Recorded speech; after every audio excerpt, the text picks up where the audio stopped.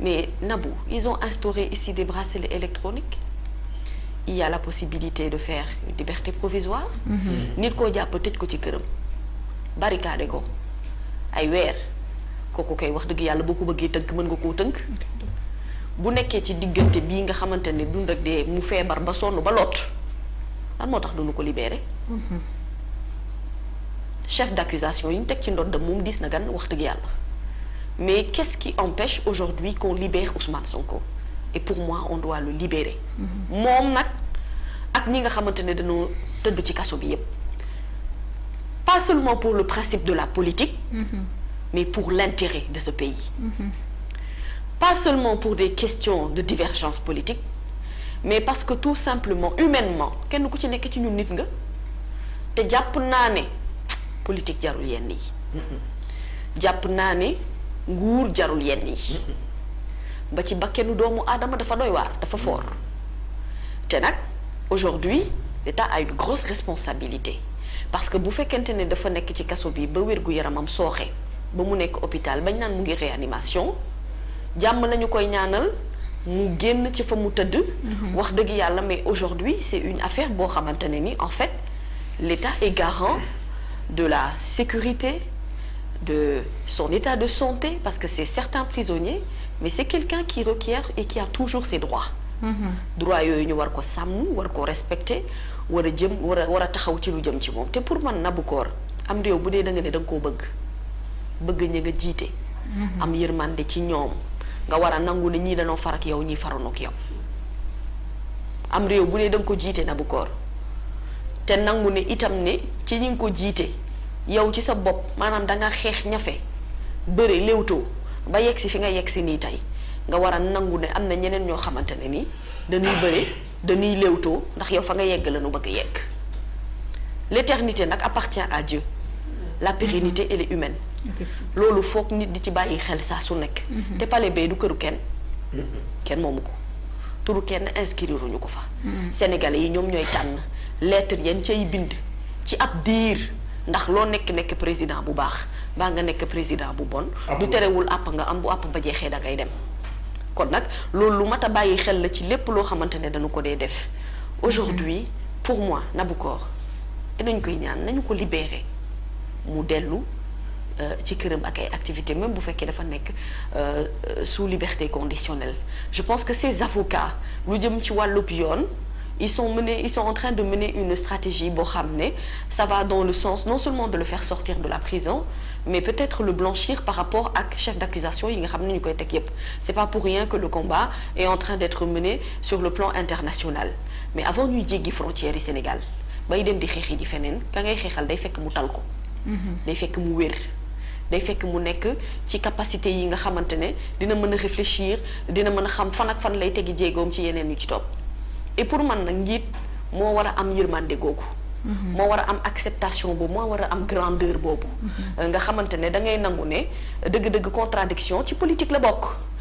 da ngay nangu ne aujourd'hui également que bu fekkente ne dafa am ay responsabilités yu ñu war a situer les responsabilités sont partagées parce qu'aujourd'hui Sénégal lépp loo xamante ne ci réew mii la nekk sénégalais yi di fi juddoo sénégalais yi di fi màggee di fi yaroo di fi yor seeni teraanga di fi liggéey ca pale ba nga nekk te ñu fal la fa teg la fa te kenn tegu la fa duñu ay jinne ñu la fa teg ay nit njaay lañu loo xamante ne ñoo la fal teg la ca pale ba ngir ngay doxal nga di ñu liggéeyal nag du moment que nga ñuy liggéeyal da ñu war di ñu rendre compte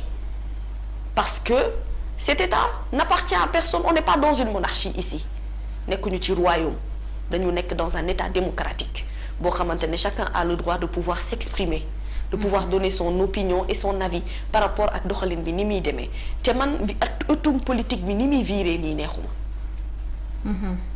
Sénégal c'est pas la première fois que nit di xeex di wàcc ci tali bi ce n'est pas la première fois il n'y a rien d'exceptionnel loo xamante ne moo am ci réew mi te amu fi woon xanaa bu boobaa dinañ ma ne kon cocktail molotov yi nga xam ne moo fi xew ak activité commando yi nga xam ne waxal nañu ko ak ay attentats terroristes ak yeneen yu ci topp. Donc aujourd'hui Nabou Cor vraiment l'État a tous les moyens d'assurer la sécurité des Sénégalais te ils l'ont montré parce que toutes ces vagues d'arrestation yi nga xamante ne am nañu ko ñu d'accord ak ñàkk bañ a d'accord État wane na ne man am naa doole am na loo xam ne su ma ko bëggee doxal dama koy doxal waaye nag dooley État du dooley nguur te du dooley yàlla itam donc loolu itam lu mat a bàyyi xel la Nabou daal boo bëggee dégg-dëgg li nga xam ne moo ñuy soucier fu mu nekk nii moo ñu jaaxal te moo jaaxal ñépp mooy état de santé bi mu nekk moom te il n'est pas le seul. Parce que dégg nañu Hannibal Djim aussi dégg nañu yeneen i tur yoo xamante ne dafay génn ñoo xam ne dañ naan seen wér-gu-yaram dafa sooxe ci kaso gi. Et pour man vraiment boo demee ba état de santé nit ki am fu mu toll. war nañu mën a seet ay portes ak ay issues de sortie yoo xam ne dafay permettre ñu mën ko libérer mën a delluwaat ci ay activités am delluwaat ci njabootam mën a alimenter waat ba dellu si waat nekk ni mu waroon a mel il y a tous les moyens possibles dont l'État peut disposer et il faut relâcher surtout la pression ci jamono bii ñu nekk nii il faut relâcher la pression. parce que Nabou bu ñu naxante de gis nga conditions yi ñu nekkee nii bu ñu bëggee dégg-dëgg. Ce ne sont pas des moments propices yoo xamante ne c'est pour aller vers des élections c'est pas possible. dafa am loo xamante ne nii maanaam mooy wéeruwaayum dëkk. et c'est la question que tout le monde se pose. ndax fii 2024 bu fekkee ni tension bi ñu nemmeeku ci ëttu politique bi mu ngi gën di law ndax du nekk lu doy waar finalement li ñëpp di laaj mooy lan moo xew Sénégal. ajaratu bu fekkee ñii ñu ngi nekk. seen état de santé mayetu leen peut-être ñuy toog ci prison donte ñu ngi leen fay téye ba tey ñeneen ñi ñu ngi exilé wu on va prendre l'exemple de Ngagne Demba Touré mi nga xam ne démb à travers sa page Facebook dafa wone que ni ginnaaw boobu ba tey yoon mu ngi koy wër moom dafa mujj exilé wu fële ca Mali ak ñëpp ni ñu xamee doomu Sénégal ni mu bëggee Sénégal te fier ci nekk sénégalais bu demee ba mu jaral ko mu bàyyi réewam dem ci yeneen dëkk lan moo xew. waaw mais li xew mooy ne en fait Ngagne Demba déjà dafa bokk ci appareil bi nga xamante ne maanaam ci ñi ànd ak Ousmane Sonko ñi doxal ci wàllum stratégie. ak ñi wéyal li ci des léegi yow Nabou qu'est-ce que tu as constaté la plupart de ceux qui faisaient partie du PASTEF la plupart d'entre eux ñu ci bëri dañ leen a arrêté. ñu ci bëri dañ leen a jàpp. bu ñu jàppandoowee ñëpp ba jàpp seen leader dugal ci kaso bi est-ce que bu boobaa ñoom dinañu mën a développer stratégie yi nga xam ne moom la ñu bëgg a teg ci wàllum politique pour faire passer leur message ak leneen lu ci topp. donc l'exil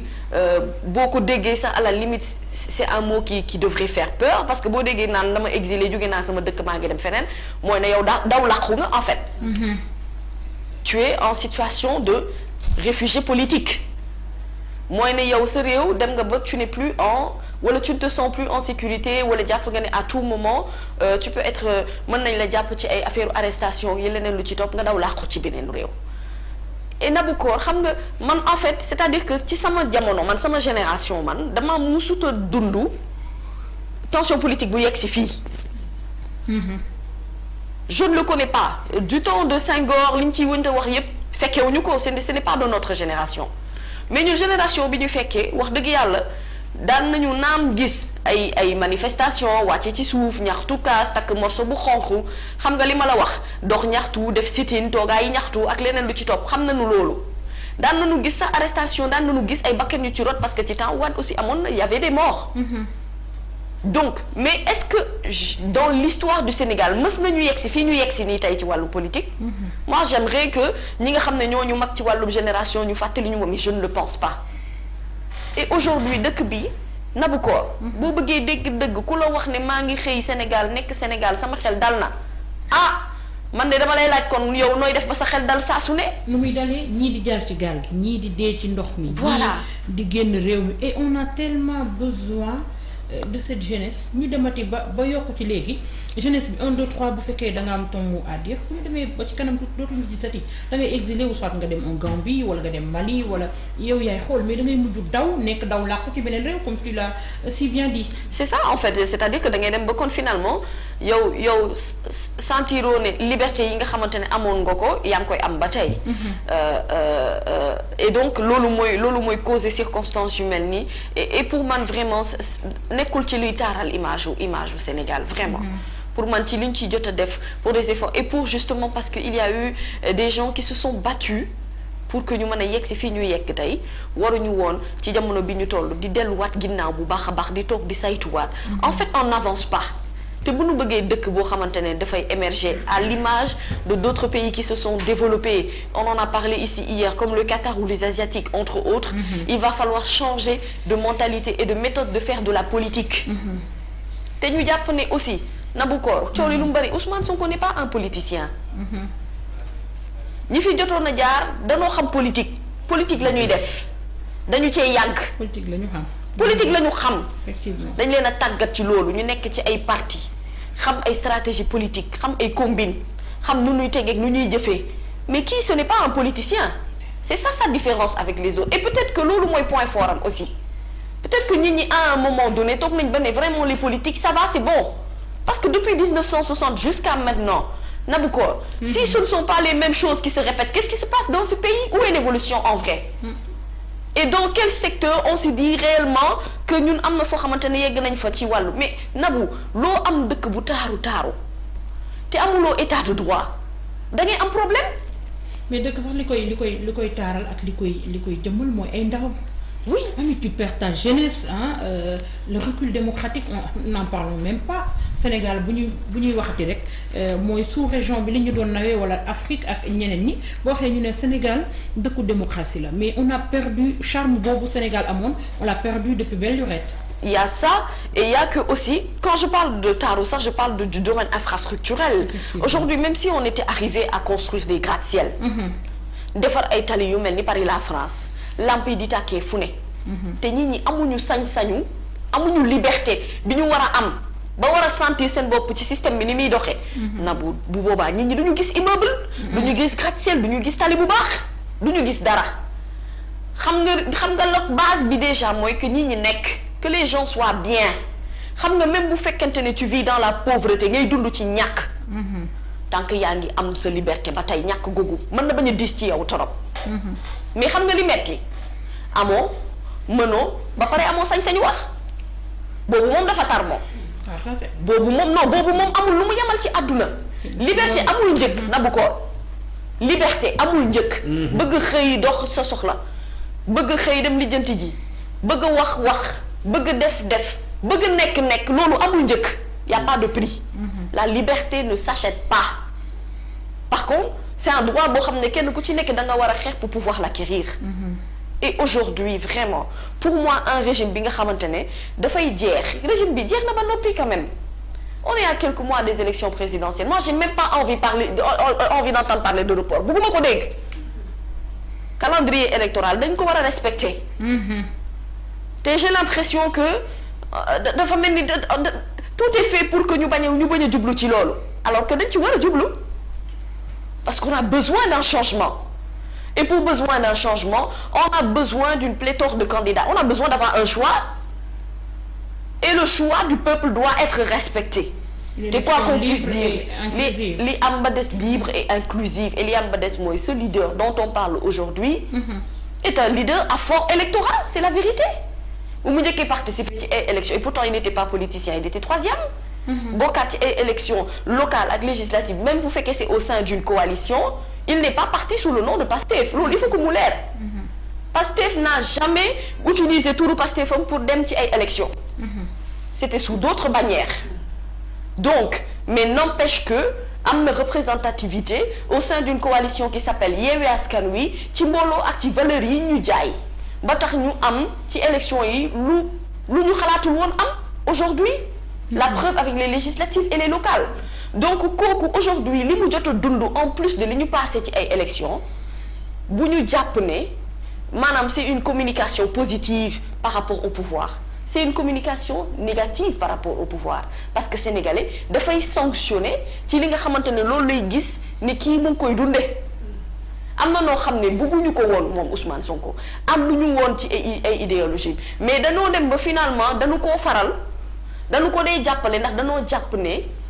injustice bi ak tooñ gi dafa bari ci moom. te Sénégalais dans sa nature bëggul loolu c'est pour ça qu'à un certain moment Idrissa Seck a eu un certain soutien c'est pour ça qu'à un moment Macky Sall a eu un certain soutien l'histoire ne s'oublie pas. Tout est écrit et rédigé te xewul ci beneen réew nekkul Cap-Vert nekkul Guinée Sénégal gii la xewee